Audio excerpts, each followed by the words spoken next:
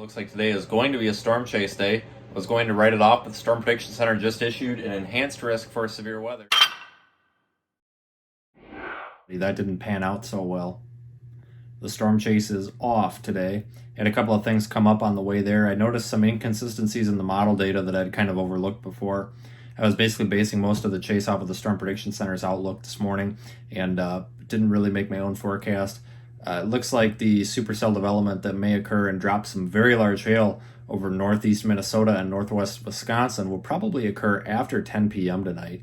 Not really liking that. It's a forested area. It's trees everywhere. It's just like chasing in Dixie Alley. And for me, it's just not worth the drive. It would be worth the drive if tomorrow and Wednesday were not potential storm chase days. There is a slight risk for severe weather by the Storm Prediction Center for tomorrow across south central Minnesota. It looks like large hail actually could be the main threat there as well. So definitely keeping an eye on that. I plan on chasing that. I'll probably head toward Albert Lee, Minnesota tomorrow morning and make adjustments from there. Now tomorrow afternoon into the evening appears to be when the most of the severe weather will occur. There are some questions with that. There's a fairly strong cap and some warm air aloft that could prevent supercell storms from developing. These storms could eventually, if they do develop, turn into either elevated hailers or maybe even an MCS or a cluster of storms here, and then trek off as a squall line to the east.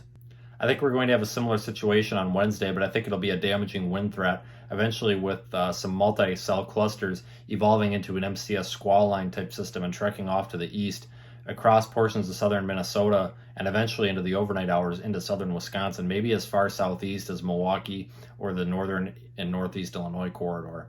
I think that these storms are going to develop as clusters, congeal into a line, and then we're going to get a big wind event here, a big squall line type system. When these squall lines last for several hundreds of miles and produce damaging winds for several hundred miles, they're known as derechos.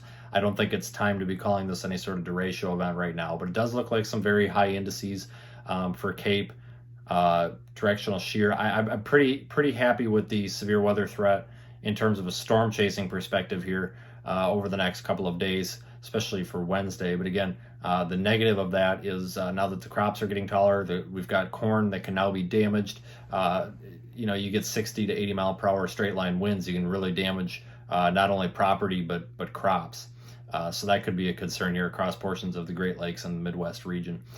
There is some talk that maybe even on Thursday, this threat could propagate and shift to the southeast, maybe Indiana and Ohio as well. So this is a very fluid situation. It's rapidly evolving, and I'm going to be tracking this here over the next couple of days, and I will be updating everybody here as I do plan to storm chase.